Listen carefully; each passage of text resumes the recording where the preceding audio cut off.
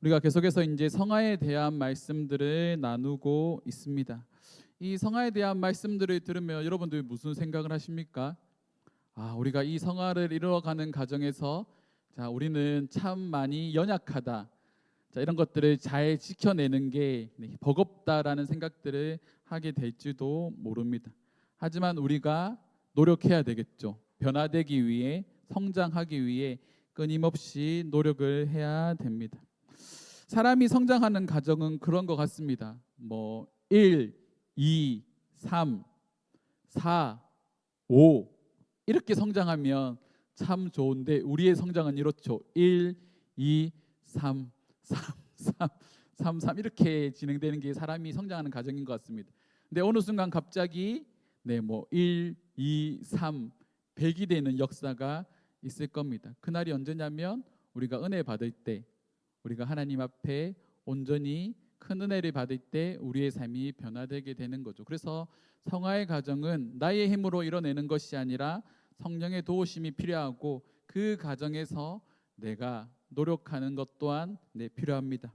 그래서 우리가 이 성화의 과정에 대한 말씀들을 들으면서 내가 이렇게 연약하구나, 더 노력해봐야지라는 그런 생각들이 들었으면 좋겠습니다. 제가 목회자로 살면서 제일 많이 들었던 말이 있습니다. 목회자가 왜 그렇습니까? 이거는 목회자의 숙명인 것 같습니다. 어릴 때는 그런 얘기 참 많이 들었습니다. 목회자 자녀로 자라다 보니까 목사 아들이 왜 그래? 신학생이 되니까 신학생이 왜 그래? 항상 앞에 수식어가 붙고 왜 그래라는 말이 붙는 거죠. 다른 사람들과 똑같이 행동하고 말을 했는데 이게 더 높은 잣대로 했던 행동들을 요구하는 주변 사람들이 참 많이 있습니다. 우리가 예수를 믿는다라는 건 그런 거죠. 예수 믿는 사람들이 왜 이래? 너 예수 믿는다면서, 너 교회 다닌다면서 이렇게 해도 돼? 라는 수많은 말들을 우리가 듣게 될 겁니다. 여러분, 그런 말들을 들으면 어떤 생각이 드십니까? 남이 나를 비방하는 말을 하면 나도 비방하고 싶죠. 오늘 우리 예성이랑 이렇게 공부를 하면서 예성이가 그런 말을 했습니다. 예담이가 때리면 너 기분이 어때? 기분 나빠. 그럼 어떻게 하고 싶어? 나도 예담이 때리고 싶어. 그럼 오늘 말씀해 보니까 오늘 오른쪽 뺨을 때문에 왼뺨도 갖다 대랬는데 어떻게 하길래? 그건 자신 없어. 이렇게 하더라고요. 우리 그런 거 잘하지 않습니까? 남이 나를 한 대 때리면 나도 한 대 때리죠. 그러면 또 맞은 사람이 또 때리고 하면 싸움이 납니다. 근데 그 두 사람 중 맞는 사람이 한 사람이 참으면 더 큰 싸움으로 번지지 않는 거죠.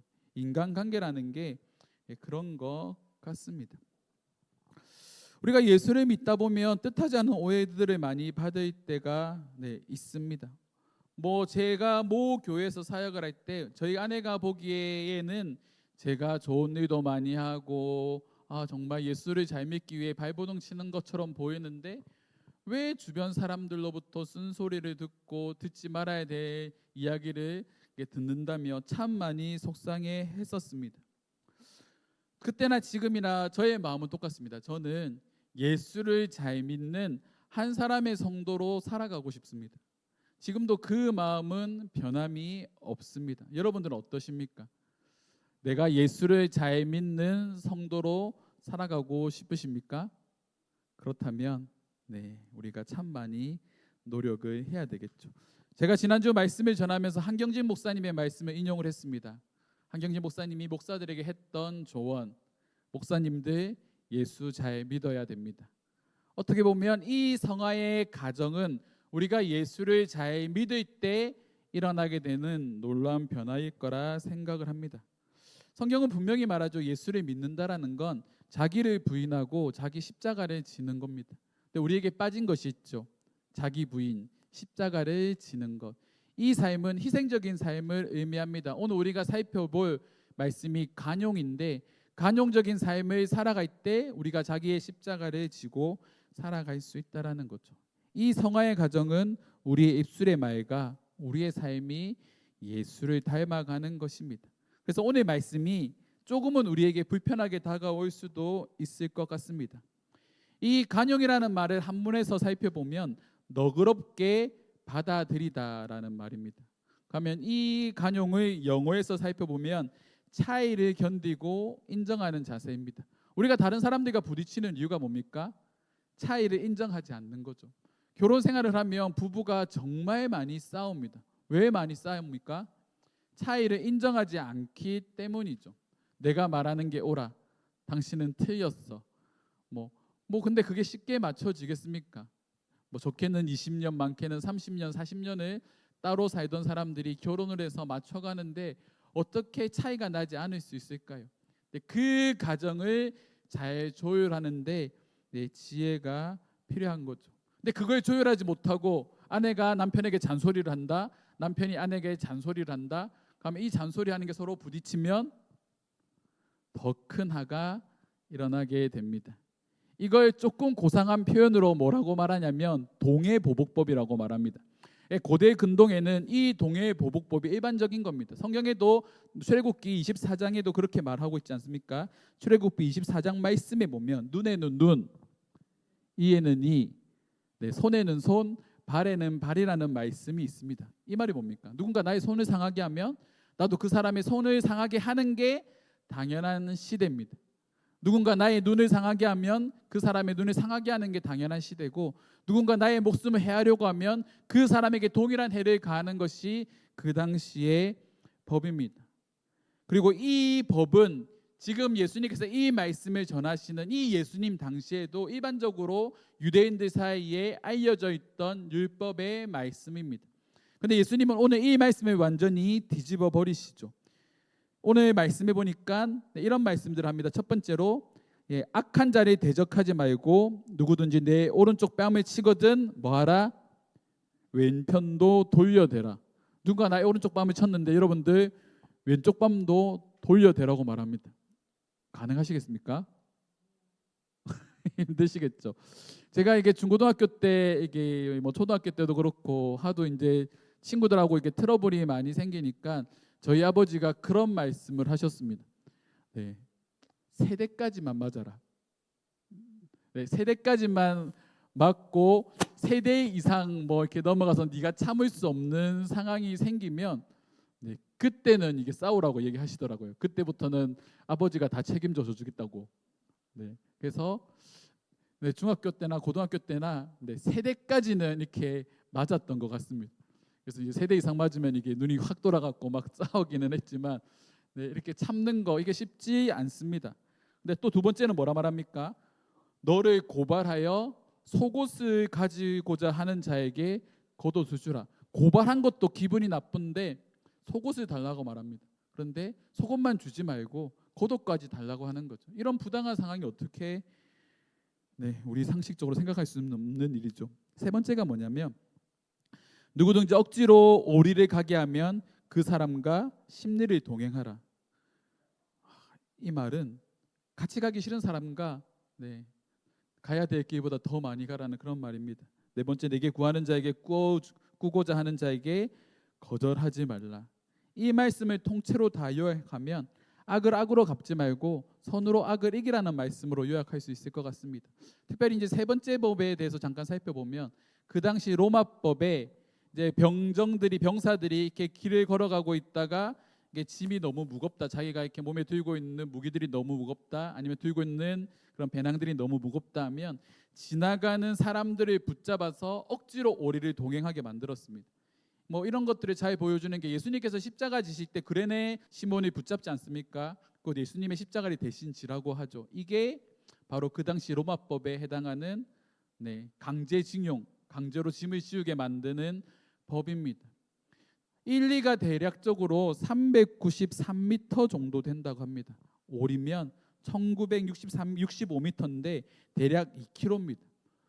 오리를 가는 것도 부당한데 그냥 가고 싶어서 도와주는 마음으로 가는 게 아니라 억지로 붙잡혀서 끌려가는 건데 예수님은 그 끌려가는 상황에서 심리를 더 같이 가라고 말씀을 하시는 거죠. 그래서 당시 유대인들은 이런 간행에 대해서 불만을 가지고 있었습니다. 받아들일 수가 없는 거죠. 부당한 요구입니다. 그런데 예수님은 심리를 같이 가라고 말씀하시는 거죠. 그렇다고 한다면 이 말씀을 우리가 온전히 이해하기 위해, 이 부당해 보이는 이 말씀을 우리가 온전하게 이해하기 위해 살펴봐야 될 말씀이 있는데 그 말씀이 마태복음 5장 17절 말씀입니다. 앞에는 나와 있지 않은데 우리 한번 마태복음 5장 17절 말씀 한번 읽어보도록 하겠습니다. 자, 함께 읽겠습니다. 내가 율법이나 선지자를 폐하러 온 줄로 생각하지 말라. 폐하러 온 것이 아니라 완전하게 하려 함이라. 예수님께서는 율법을 완전하게 하기 위해 오셨다라고 말씀을 하시죠. 이 율법을 완전하게 하시기 위해 오셨다는 그 말씀과 함께 이 지금부터 계속해서 율법의 말씀에 대해서 이야기하십니다. 그래서 광고 쪽으로 하시는 표현이 뭔가요? 너희가 율법의 말씀에서 들었던 것처럼 이라는 수식어를 계속 말씀하시는 거죠. 너희가 들어왔던 율법은 이렇게 말하는데 나는 너희에게 이렇게 하라고 말씀하고 있다라고 예수님께서 말을 하고 있는 거죠. 이 율법을 통해 예수님께서 알려주고자 하시는 것이 뭡니까? 이 말씀은 우리에게 율법의 참 뜻을 알려줍니다. 지금 예수님께서 열거하시는 이 모든 내용들을 보면 인간의 노력으로 지킬 수 없는 그런 내용들입니다. 인간의 내용으로 지킬 수 없는 내용들을 예수님께서 계속 언급을 하시면서 강조하시고자 하시는 게 뭐냐면 우리는 율법의 말씀을 온전히 지킬 수 없는 연약한 자들이기 때문에 우리에게 필요한 것이 뭐라고요? 은혜인 겁니다. 너는 하나님의 말씀을 온전히 지킬 수 없는 연약한 존재야. 그런 너희들에게 필요한 것은 예수 그리스도를 통해 우리에게 주어지는 하나님의 은혜. 그 은혜가 우리에게 필요하다는 것을 예수님은 이 마태복음 5장의 말씀을 통하여 우리에게 말씀하시는 거죠. 예수님께서 세상 죄를 지고 가는 하나님의 어린 양이 되셔서 우리의 죄의 문제를 스스로 담당하시고 우리의 죄의 문제를 해결하기 위해 십자가에 달려 죽으심으로 하나님과 우리 사이를 이어주는 중보자가 되셨습니다. 이 중보자 되신 예수 그리스도를 통해 우리가 하나님의 은혜를 경험하게 되었고 이 하나님의 은혜를 경험한 자들에게 하나님께서 새로운 율법의 말씀을 우리 가운데 주시는데 그 말씀이 뭐냐면 마태복음 22장 37절에서 40절 말씀입니다. 우리 함께 이 말씀 읽어보겠습니다. 예수께서 이르시되 내 마음을 다하고 목숨을 다하고 뜻을 다하여 주 너의 하나님을 사랑하라 하셨으니 이것이 크고 첫째 되는 계명이요 둘째도 그와 같으니 내 이웃을 내 자신같이 사랑하라 하셨으니 이 두 계명이 온 율법과 선지자의 강령이니라. 두 가지 말씀을 하시죠. 첫 번째로 하나님을 내 몸과 같이 마음을 다하고 목숨을 다하고 뜻을 다하여 주 너의 하나님을 사랑하라. 이것이 첫 번째 계명입니다. 그리고 이 말씀과 함께 동등성상에서 내 이웃을 내 몸과 같이 사랑하라고 말씀하시는 거죠. 하나님을 사랑하는 것과 내 이웃을 내 몸과 같이 사랑하는 게 같은 선상에 있다라고 말씀하십니다. 다시 말해 내가 하나님을 온전히 사랑해야지만 내가 내 이웃을 온전히 사랑할 수 있다. 이것이 율법의 핵심이다라고 말을 합니다. 우리가 하나님을 사랑하기 위해서는 어떻게 해야 됩니까? 나의 연약함을 인정해야죠. 마태복음 5장에 나오는 이 예수님께서 말씀하시는 이 말씀을 온전히 지켜낼 수 없는 나의 연약한 모습을 내가 인정을 하고 늘 제 가운데 살아가는 내 모습을 하나님 앞에 그대로 인정을 하고 예수 그리스도의 공로로 말미암아 그 하나님의 사랑을 깨닫게 된 자만이 내 이웃을 내 몸과 같이 사랑할 수 있다고 말씀하시는 겁니다. 이것이 바로 율법의 핵심 내용이죠. 하나님이 사랑하는 것. 너 율법의 말씀 다 지킬 수 없어. 그러나 하나님 너희들 사랑해. 이 말씀을 하나님은 깨닫기를 원하시는 겁니다. 예수님이 그 사실을 우리에게 말씀하시는 거죠. 그 사실을 깨달은 자만이 뭐 할 수 있다고요? 오늘 우리에게 주시는 이 말씀, 차이를 인정하고 다른 사람의 허물을 덮어줄 수 있는 간용의 마음을 우리가 가질 수 있다라고 말을 하는 겁니다. 기독교인은 아니지만 가장 기독교인의 정신을 가지고 살아갔던 사람이 있습니다. 그 사람이 누굴까요? 생각나는 사람이 있으십니까? 바로 마하트마 간디입니다. 간디는 평소에도 예수님을 좋은 스승이라고 말을 하기도 했습니다. 이 간디하면 떠오르는 단어가 있죠. 비폭력주의. 비폭력주의는 말 그대로 폭력을 행사하지 않고 뭔가를 바꾼다라는 그런 의미입니다. 간디는 어느 정도 중상층 가정에서 안정적인 삶을 살아가던 사람입니다. 근데 이 간디가 영국에서 이제 법학을 공부하고 이제 변호사로 활동을 하다가 이 남아프리카 공화국에서 인종차별을 경험을 하였습니다. 이 인종차별을 경험하는 그 가운데 악을 악으로 갚는 행동들이 반복되는 것을 보면서 간디가 생각했던 것이 뭐냐면 비폭력 저항 운동을 통해 내가 이 모든 문제를 이겨내야 되겠다, 극복해야 되겠다라고 생각을 하게 됩니다. 당시 인도는 영국의 식민 지배하에 있습니다. 우리나라도 일제 강점기 때 일본의 식민 지배를 이렇게 당했지 않습니까? 뭐 우리나라는 저항 운동도 했지만 비폭력 저항 운동도 했지만 폭력을 같이 행사하는 일들도 참 많이 했습니다. 똑같은 상황에 있지만 간디는 폭력이 아니라 비폭력으로 영국에 맞서 싸운 거죠. 간디가 이 영국과 싸우는 이 과정에서 이 간디가 했던 대표적인 행위가 있는데 그게 뭐냐면 소금 행진이라는 것이 있습니다. 1930년에 영국이 이 인도 사람들에게 소금법이라는 것을 제정을 했습니다. 이 소금이 뭐냐면 이 소금에도 세금을 부여하는 거죠. 그냥 우리 흔하게 사용하는 소금에도 세금을 부여하니까 우리가 요리할 때도 소금을 넣어야 되고 모든 음식 만들 때는 소금이 다 들어가지 않습니까? 근데 이 소금에 과도한 세금을 부여하는 겁니다. 여기에 간디는 불만이 있었겠죠. 심지어 바닷물을 떠와서 바닷물을 증발시켜 소금을 만드는 것조차도 금지되었습니다. 그래서 이 법이 부당하고 억압적이라고 생각했던 간디는 1930년 3월 12일에 78명의 추종자들과 함께 하바르마티 아시람이라는 곳에서 출발하여 하루에 60km 정도를 걸어서 행진을 합니다. 그렇게 24일을 행진하는 거죠. 그래서 24일을 걸어서 서해안에 있는 단디라는 지역의 해안가로 도착을 하게 되는데 단디는 그 추종자들과 함께 이 단디라는 해변가에 도착해서 소금을 채취하고 이 영국의 소금법을 평화적으로 어기는 그런 행동을 합니다. 이 모습을 지켜봤던 인도 사람들이 이 간디가 했던 이 행진에 동참을 하기 시작을 했고 영국 정부는 이 시위에 참여한 사람들을 체포하기 시작했는데 그 수만 수천 명이라고 합니다.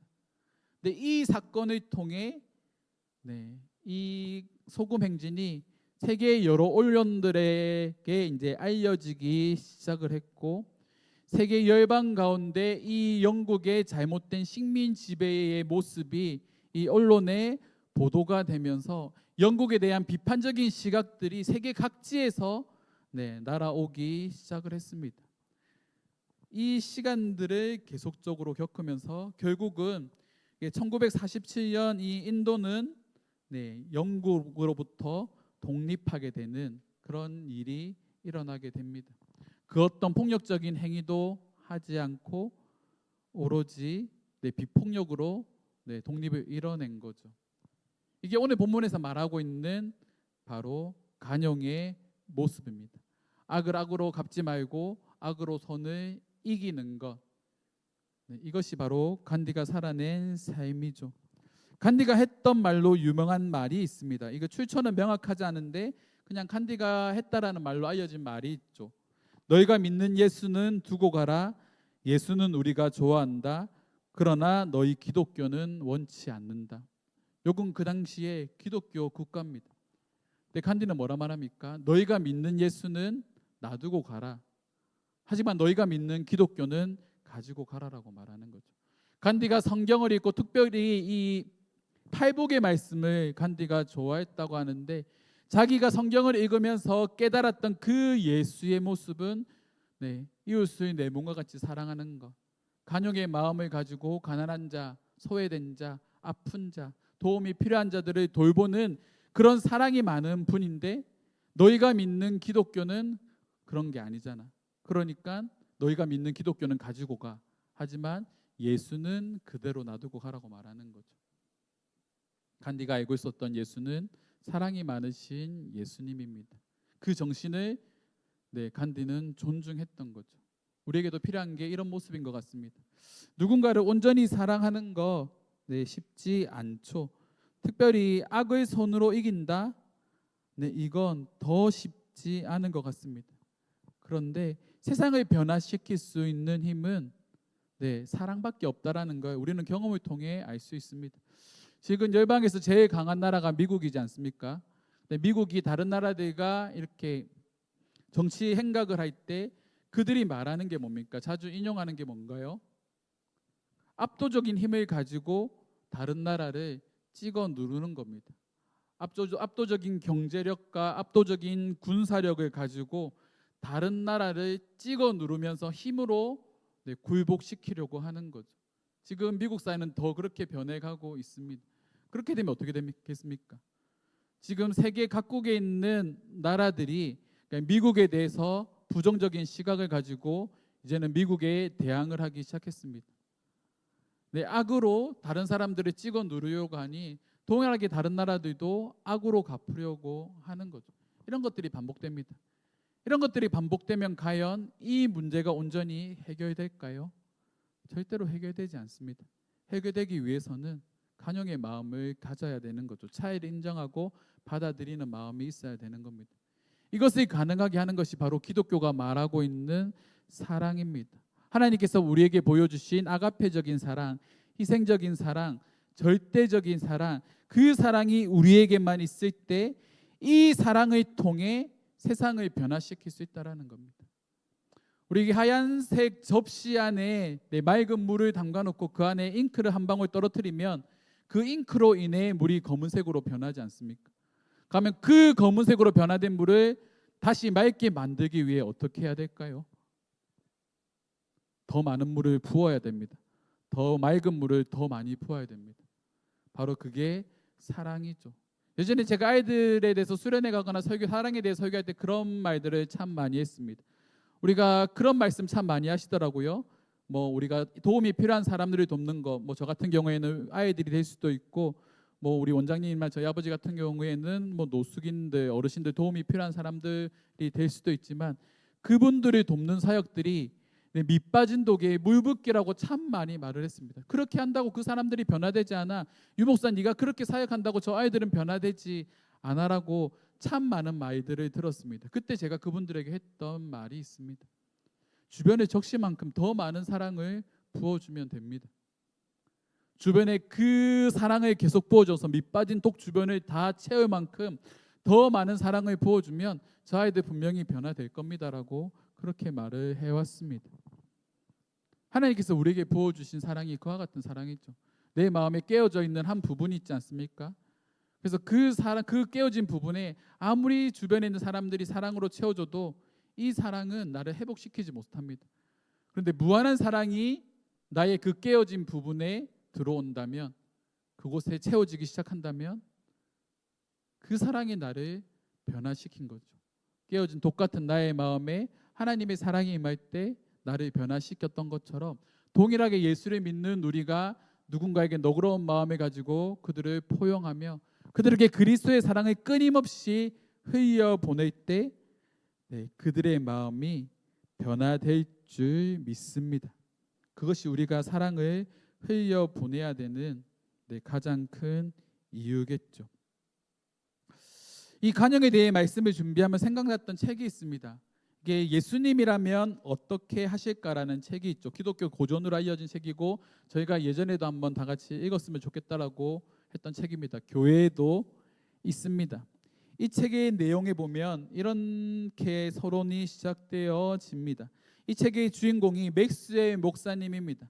맥스웰 목사님이 주일에 이제 예배를 드리고 있는데 이 교회는 어느 정도 중상층들만 모인, 어떻게 보면 엘리트 계층들이 모여 있는 그런 교회입니다. 재정적으로도 안정적이고 좋은 건물도 다 가지고 있기 때문에 크게 문제가 되지 않는 교회죠. 근데 하루는 목사님이 설교를 하고 있는데 한 실직자가, 허름한 차림의 실직자가 교회 안으로 들어왔습니다. 근데 아무도 그 사람을 신경 쓰지 않는 거죠. 근데 이 사람이 비어져 있는 자리에 앉아서 예배를 드리다가 예배가 끝난과 동시에 강당 앞으로 나와서 이런 말을 합니다. 그 예배에 참석한 사람들에게 말하는 거죠. 기독교인이라면 예수님처럼 살아야 하지 않나요? 그런데 왜 나 같은 사람은 교회에서 외면당하고 삶은 더 나아지지 않죠? 이렇게 말하고 이 사람이 강단에서 쓰러집니다. 며칠 후 이제 이 사람은 병원에서 생을 마감하게 되고 이 죽음을 옆에서 지켜보고 있던 맥스의 목사는 충격에 빠졌습니다. 그리고 한 주 동안 기도하고 하나님과 씨름하는 시간을 가졌습니다. 그리고 내렸던 결론이 이겁니다. 앞으로 1년 동안 모든 선택 앞에 예수님이라면 어떻게 하실까라는 질문을 던지며 살아갑시다. 예수님이라면 어떻게 하실까? 모든 상황 가운데 예수님이라면 어떻게 하실까라는 질문을 던지는 거죠. 그리고 이 책에 이 말씀을 가지고 실험하는 5명의 사람이 등장합니다. 첫 번째로 그 사람이 레이첼 원슬로우라는 아름다운 목소리를 가진 여성 가수입니다. 어떤 대형 기획사에서 이 여자를 자신이 가수로 키워주겠다, 너 우리랑 함께하면 성공할 수 있고 많은 돈을 벌 수 있다라고 말하며 이 레이첼을 컨택을 했습니다. 섭외를 한 거죠. 나랑 함께 일하자고. 그런데 이 레이첼이라는 가수가 이 성공의 기회를 포기하고 이 책에 보면 노숙자, 가난한 마을, 빈민촌에 들어가서 그 사람들 앞에서 찬양을 합니다. 어떤 질문을 했을까요? 예수님이라면 어떻게 하실까? 이 질문 앞에 그가 내린 결론은 어려운 사람들 앞에서 자신의 목소리로 찬양하는 겁니다. 두 번째로 등장하는 사람이 에드워드 노먼이라는 사람입니다. 지역 신문의 편집장인데 보통 이 신문에는 이게 정치적인 이야기나 돈 많은 사람들이 부정을 행하는 그 내용들을 덮어주고 하는 내용들이 많이 실리는 신문입니다. 돈 되는 기사들을 많이 써내는 거죠. 근데 이 편집장이 고민을 합니다. 예수님이라면 어떻게 하실까? 그래서 이 신문 운영 방식을 완전히 바꿔버립니다. 좋은 소식들, 긍정적인 이야기들이 이 신문에 실리니까 함께 일하는 사람들이 하나 둘 떠나가기 시작하죠. 그럼에도 예수님이라면 어떻게 하실까라는 그 질문에 이 사람은 정직한 뉴스를 내보냅니다. 소설이니까 결론은 잘 풀렸겠죠. 그리고 세 번째 사람이 버지니아 페이지라는 부유한 여성입니다.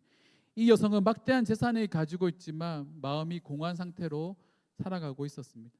그래서 어려운 사람들에 대한 이야기를 듣게 되었을 때 이 여성이 예수님이라면 어떻게 하실까를 고민하다가 자신의 엄청난 그 재산을 가난한 이웃들에게 나눠주기 시작하고 또한 봉사하는 삶을 살아가기 시작합니다.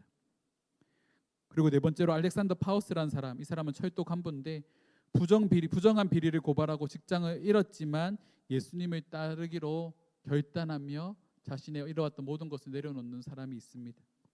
그리고 젠니스 부인, 레이첼 어머니, 노래를 잘하는 레이첼의 어머니인데 이 어머니도 딸의 결정을 처음에는 반대했지만 딸을 통해 사람들이 회복되어지고 변화되는 모습을 보면서 이 어머니 또한 레이첼의 사역을 지지하고 가장 옆에서 도움을 많이 주는 중요한 동역자가 되었습니다. 이 모든 사람들의 변화 앞에 어떤 질문이 있었다고요? 예수님이라면 어떻게 하실까? 우리도 여전히 이 문제 앞에 서 있습니다. 이 책의 내용을 한 문장으로 요약하면 이렇습니다. 이 책이 말하고 있는 것 한번 따라해 볼까요? 신앙은 지식이 아니라 실제적인 삶이다. 이 책을 통해서 말하고자 하는 게 이겁니다. 신앙은 지식이 아니라 실제적인 삶이다. 그래서 하나님께서 우리에게 요구하시는 게 실제적인 거룩한 삶이죠. 제가 자주 말씀드린 것이 있지 않습니까? 신앙 생활입니다. 신앙은 우리가 믿는 것, 생활은 우리가 살아가야 되는 구체적인 삶. 이 두 가지의 조화가 중요하죠.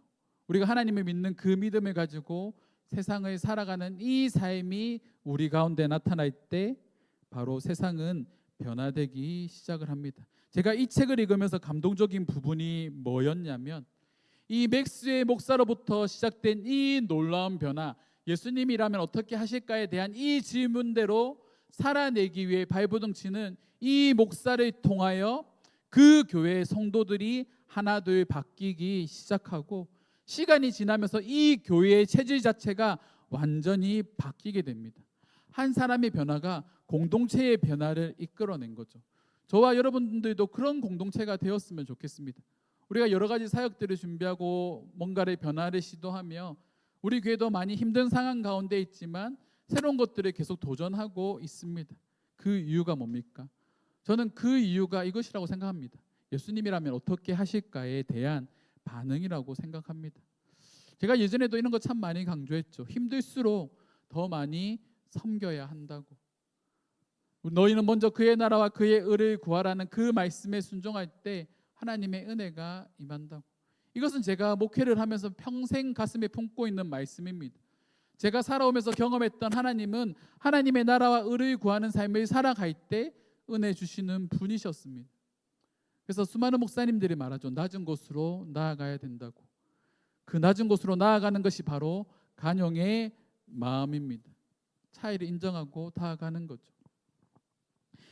이 말씀을 드리며 말씀을 마무리하려고 합니다. 우리가 예전에 필리핀 선교를 갔지 않습니까? 우리 구나영 권사님과 박갑수 집사님은 처음으로 이제 선교지를 방문하는 건데 저희 아들들도 함께 동행하면서 이제 필리핀 빈민가 쓰레기촌을 이렇게 방문을 했습니다. 이 쓰레기촌을 방문하고 나서 우리 예담이가 뭐라고 말했냐면 아빠, 나 다시는 필리핀 안 가고 싶어 라고 말을 했습니다. 이 아이의 눈에 봤을 때 이 필리핀의 이 빈민촌 쓰레기 더미 위에서 살아가는 이 사람들의 모습이 그만큼 비참하다라는 거죠. 아이들이 시선해 봐도 그곳은 비참한 곳, 다시는 가고 싶지 않은 곳입니다. 그런데 그곳에 누가 들어가 계십니까?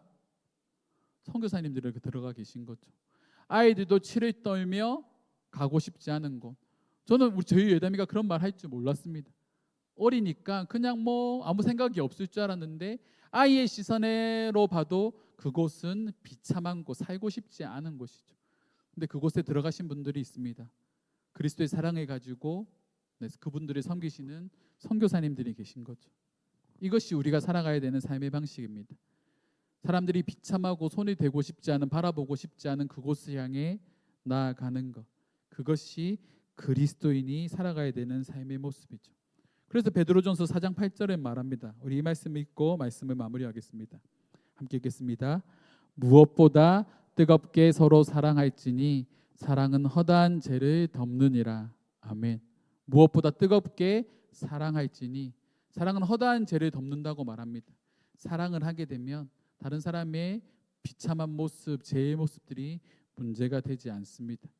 그래서 우리가 뜨겁게 사랑할 수 있는 마음이 있어야겠죠. 그 사랑을 품고 살아가는 저와 여러분들이 되기를 주님의 이름으로 축원합니다.